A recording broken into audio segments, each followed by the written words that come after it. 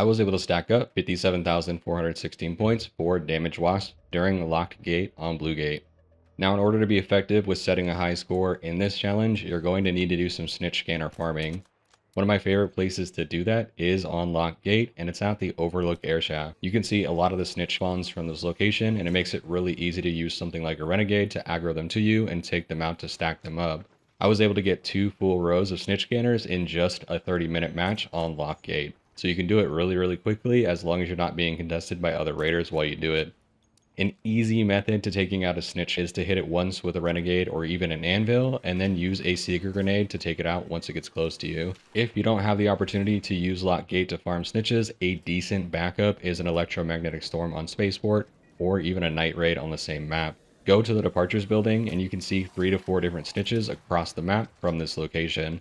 Do the same thing that you would do on Lock Gate, aggro them to you, use seeker grenades or something else to take them out, and stack up those scanners. The Spaceport method is a little bit slower than the Lock Gate method, so just keep in mind you may have to do a couple of runs in order to get the amount of snitches that you need to do this challenge. Now for my equipment, I brought in 3 full rows or 12 total stacks of Snitch Scanners, a Hullcracker with 7 stacks of ammo, a Renegade with a single stack of ammo, a couple of light shields, a Jupiter with 5 stacks of ammo, and then a single stack of healing, shielding, and adrenaline shot items. In hindsight, once I got done with the round, I didn't really end up using the Jupiter a whole lot. I used the Hullcracker for about 85%, almost 90% of the round. I really just relied on the Jupiter to take out the snitch once it finished calling in its reinforcements, because it can do it pretty reliably as long as you hit the center body. Outside of that, I use the Hullcracker for majority of this, so you can definitely swap out the Jupiter for a Hullcracker, but just keep in mind that taking out the snitches that are on the map may be a little bit more difficult if you use a different weapon other than the Jupiter. Now keep in mind, if you go in with a similar setup, you're going to be over encumbered. So essentially what you want to do right off spawning in is you want to make sure that you offload some of your equipment so you can get your run speed back and not be over encumbered. So find a safe place where you can start doing your Snitch Scanners and stack up those points. I ended up staying in the area where I spawned for quite a bit of time. It was reasonably safe. There was also a snitch or two that I could grab from the map itself, and I wasn't being contested by any raiders in the area, so I decided to hang out there for a while. Keep in mind that when you're doing Snitch Scanners, you have a limit in terms of how much you can throw and how often they will call in. In general, I recommend throwing 2 at a time and then waiting about 30 seconds in between uses of the Snitch Scanners. You'll know if a Snitch Scanner fails to call in because it will not do the orange beam that then calls in the reinforcements. It also won't make a noise. So just pay attention to where you throw your Snitch Scanners, as it can be a little difficult to find where they went if you're not paying attention. They'll just blend in with the other ones that are damaged from being used. So the key thing to understand is that a single Wasp will give you 440 points.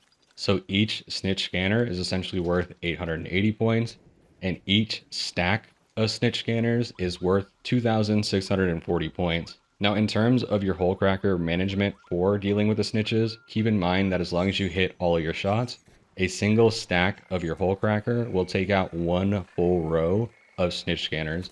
So it is essentially cost effective over the course of the game. You just want to make sure that you are being accurate with your shots. To be accurate with your shots on the Hullcracker, I actually do recommend being a little patient when shooting the Wasps themselves. The flying arc enemies have a weird tendency to fly out of the way right when you're about to hit them with the Hullcracker.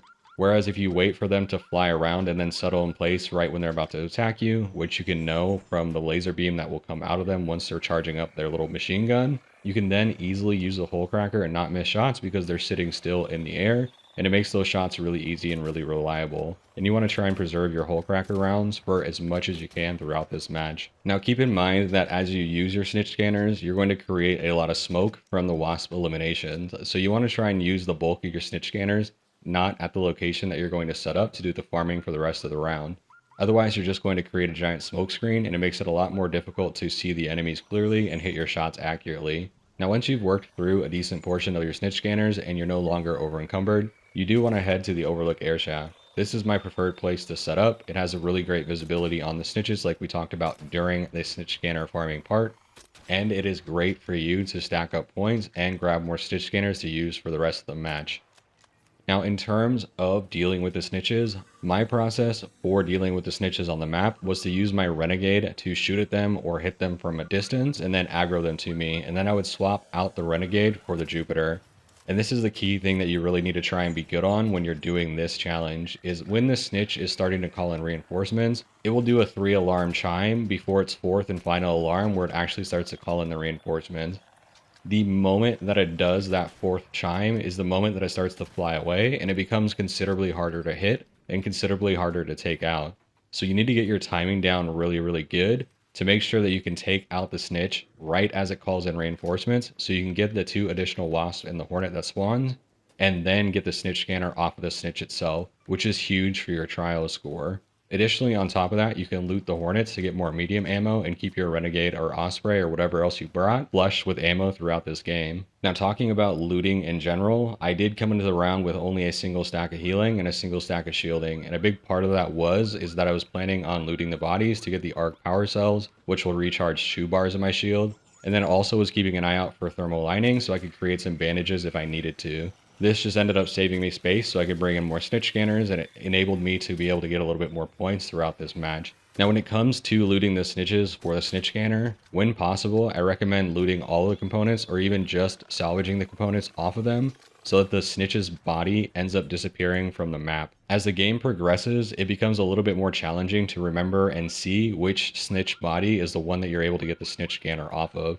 And if you spend a bunch of time looting and trying to figure out which snitch has the snitch scanner that you can get, you end up missing out on points you could be farming from snitches that are spawning in on different parts of the map.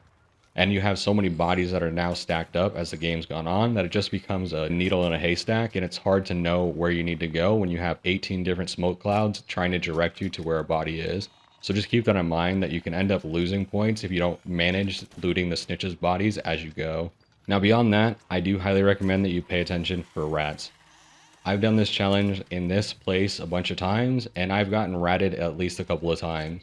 And during this specific run, somebody tried to rat me. So keep in mind that players are out there trying to do that to people who are spending their entire round doing challenges on this map. Things to look out for, at least for how I've been ratted on this specific map, is if you're staying till the very end of the match, and as you're running over, if there's like 30 seconds left and the elevator is already open and it's just sitting there open, waiting for you to come in, that's a really good sign that somebody is setting you up and is ready to try and take you out once you get into the elevator. And that's exactly what this raider was trying to do. But somebody's done that to me before, and so you can see I actually end up playing this a little bit safe and just sit on top of where they can't see me. And I'm just kind of hoping that the doors will close. Now, hindsight being what it is, I probably should have just waited outside of the elevator until about 10 seconds remaining, or even just like 9 and 8, and then gotten in at that last second. So there was really no opportunity for this raider to end up trying to take me out. But I did get in a little bit soon, and I was 100% right about what that raider was trying to do.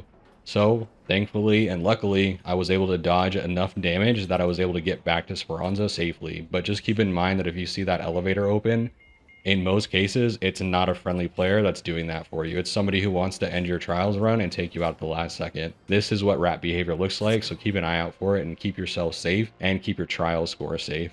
Once you stacked up enough wasp eliminations and you're happy with your score, head back to Speranza, collect any loot if you haven't already, and watch your score fly up the leaderboard. That's going to be it for me today, y'all. Thanks for watching.